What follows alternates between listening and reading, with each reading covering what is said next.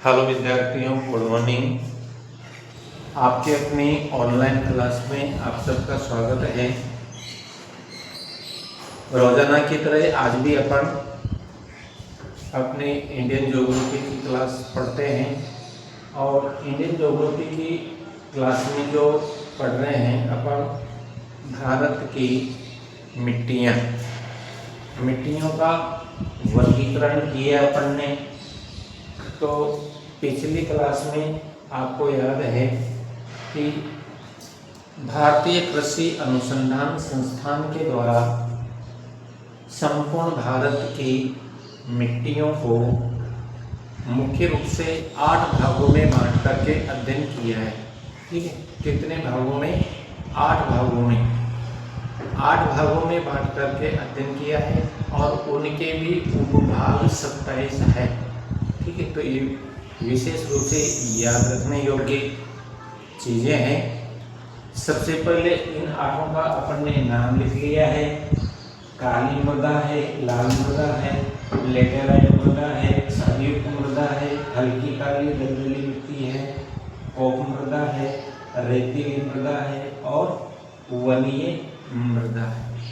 ठीक है, तो इस प्रकार की जो मिट्टियाँ है, ये 8 प्रकार की मिट्टियाँ हैं जो कि अपने भारत में मुख्य रूप से पाई जाती है।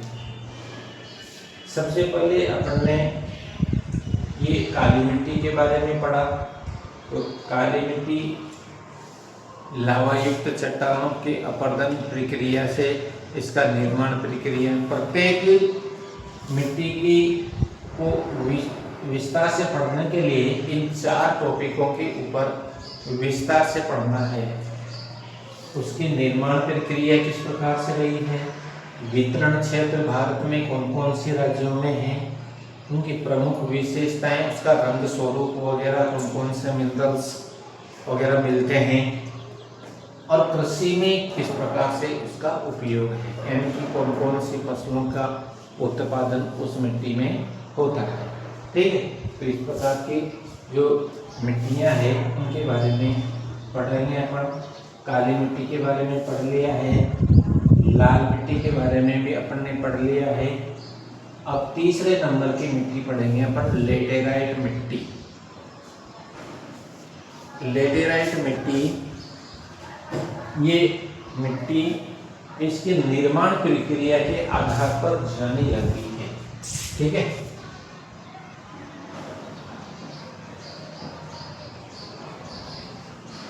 लेटेराइट मृदा, इसकी निर्माण प्रक्रिया के आधार पर ये मिट्टी जानी जाती है। जो पठारी क्षेत्रों में लोह युक्त चट्टानें होती हैं, वहाँ पर इस प्रकार की मृदा मिलती है। ध्यान से सुनना। प्राकृतिक रूप से लेटेराइजेशन की क्रिया से इस मिट्टी का निर्माण होने के कारण इस मिट्टी का नाम लेटेराइट मृदा पड़ा है। ठीक है, और दोबारा सुनो। प्राकृतिक बाह्य शक्तियों के प्रभाव से धरातलीय चट्टानों में जो लेटेराइजेशन की क्रिया होती है, उस क्रिया के कारण इस मिट्टी का जो निर्माण होता है, इस मिट्टी को लेटेराइट मृदा के नाम से जाना जाता है।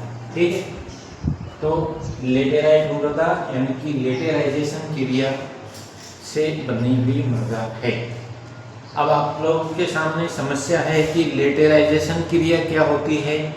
लेटेराइजेशन क्रिया यानी कि जिस पठारी चट्टानी क्षेत्रों में, उन चट्टानों में लोह, सिलिकॉन, मैग्नीशियम और चूना पत्थर, इस प्रकार का मिश्रण वाली जो चट्टानें मिलती है, उन चट्टानों में वर्षा का जल एकत्रित हो जाने के कारण, वर्षा का जल एकत्रित उस धरातल पर एकत्रित हो जाने के कारण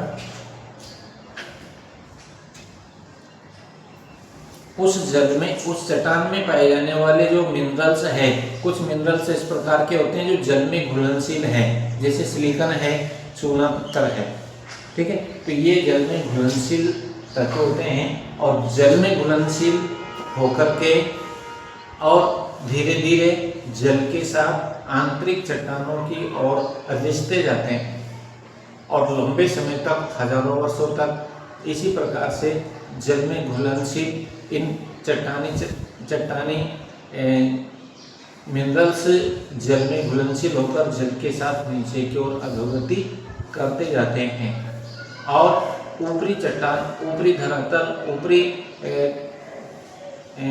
ऊपरी परत पर जो अघुलनशील तत्व हैं, जैसे लौह कण है, लौह तत्व है, वो जल में घुलनशील नहीं है, इसलिए उनकी परत, अघुलनशील तत्वों की परत असंगठित रूप में ऊपरी धरातल पर शेष बच जाती है और उनसे जो बनने वाली मिट्टी है उसको लेटेराइजेशन की क्रिया के नाम से जाना जाता है। और सुन लो, पठारी धरातल की चट्टानों में जो जल में घुलनशील तत्व हैं, सिलिकॉन और चूना पत्थर, वह वर्षा के जल के साथ घुलनशील होकर आंतरिक चट्टानी भागों में अधोगति कर जाते हैं और ऊपरी तल पर अघुलनशील तत्व जैसे लौह तत्व है, उनकी एक कणों के रूप में परत शेष बच जाती है। उनसे बनने वाली जो क्रिया है, इस क्रिया को लेटेराइजेशन क्रिया के नाम से जाना जाता है और इसी क्रिया से अघुलनशील तत्वों की एक असंगठित परत ऊपरी धरातल पर शेष बच जाती है। इससे बनने वाली जो क्रिया है, इससे बनने वाली जो मृदा है, उसको लेटेराइट मृदा के नाम से जाना जाता है। ठीक है, तो आपके समझने में आ गई होगी और समझने के लिए क्लास को रिपीट कर करके और उसको एक एक शब्दों को अपने नोटबुक में नोट करते चलें ताकि एक एक शब्द आपको समझने में आए। ठीक है, तो ये लिख देता हूँ मैं, लेटेराइजेशन क्रिया से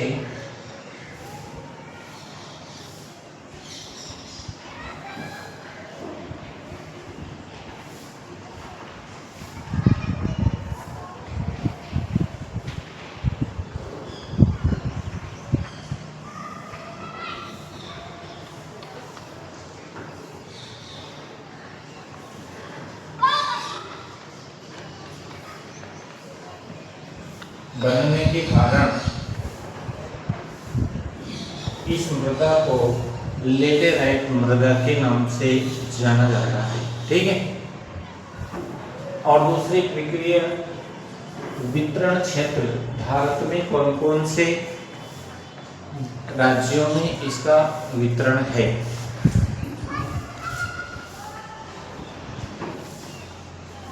भारत के आंध्र प्रदेश,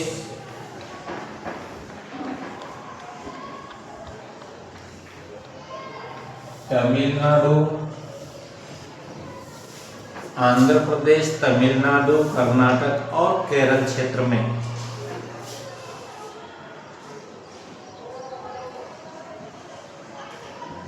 कर्नाटक व केरल क्षेत्र में इसका वितरण मिलता है। दूसरी बात है कि इसकी प्रमुख विशेषता क्या है। इसकी प्रमुख विशेषता है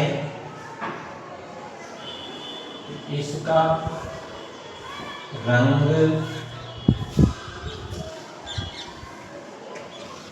पकी हुई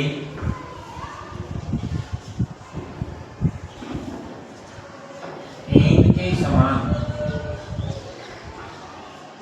पकी हुई ईंट के समान लाल होता है।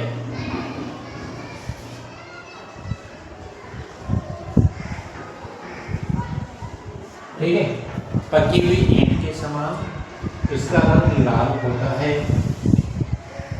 लाल होने के क्या कारण है? इस मृदा में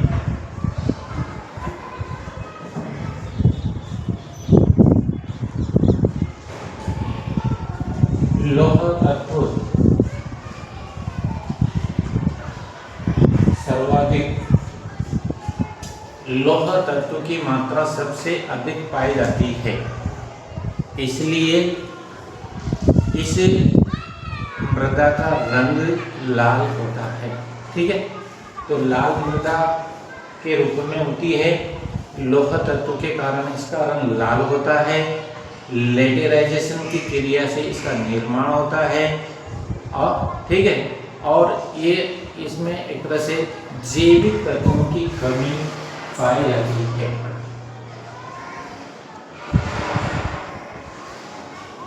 जैविक तत्वों, नाइट्रोजन व कार्बन की कमी पाई जाती है। नाइट्रोजन, कार्बन व जैविक तत्वों का अभाव मिलता है, और मिनरल्स सबसे अधिक पाए जाते हैं, जिसमें लौह तत्व सबसे अधिक मिलता है, इसलिए इसका रंग लाल होता है। मूंगफली उत्पादन में इसका सबसे अधिक उपयोग है।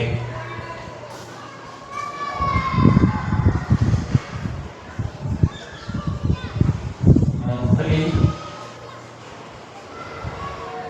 उत्पादन में इसका सबसे अधिक उपयोग है। इसके साथ साथ में गन्ना है, इधर से गेहूँ है, चावल है, और भी अन्य प्रकार की फसलों का उत्पादन तो होता है, परंतु जिस प्रकार से काली मिट्टी कपास के उत्पादन के लिए उपयुक्त होती है ना, इसी प्रकार से इस लेटेराइट मृदा में मूंगफली सबसे अधिक उत्पादन की लायक होती है। और इस प्रकार से ये लेटेराइजेशन की क्रिया से बनने वाली मृदा के बारे में आज अपन ने पढ़ा। आप लोग भी इसको अच्छी तरह से समझना, और इस प्रकार से ये वाला जो क्षेत्र है, ये इसका उत्पादन क्षेत्र है, और इसमें इसका वितरण क्षेत्र मिलता है। ठीक है, तो लेटेराइट मृदा के बारे में पढ़ लिया हमने, क्षारयुक्त मृदा के बारे में पढ़ेंगे, फिर हल्की काली दलदली मृदा के रूप में पढ़ेंगे, कॉप मृदा के बारे में पढ़ेंगे, रेतीली मृदा के बारे में पढ़ेंगे, वनीय मृदा के बारे में पढ़ेंगे। सबकी एक बनने की प्रक्रिया वगैरह, इसका निर्माण प्रक्रिया, वितरण क्षेत्र, ये सब एक तरह से सबका अलग अलग है, और आप लोग भी एक तरह से अच्छी पढ़ाई करते रहे हैं। प्रैक्टिकल संबंधी आपकी प्रक्रिया प्रारंभ हो चुकी है। ठीक है, तो जो बच्चे 6 सेमेस्टर में पढ़ते हैं, चाहे वो बीएससी में हो या बीए में हो, 6 सेमेस्टर की प्रक्रिया सबसे पहले प्रारंभ होने वाली है। बीएससी का पैनल आ चुका है, कोटा विश्वविद्यालय कोटा के द्वारा प्रैक्टिकल पैनल आ चुका है, और बीए 6 सेमेस्टर वालों का भी आने वाला है। एमए ज्योग्राफी के 4th सेमेस्टर वालों का भी पैनल आने वाला है, इसलिए प्रैक्टिकल फाइल तैयार रखें। ठीक है, धन्यवाद।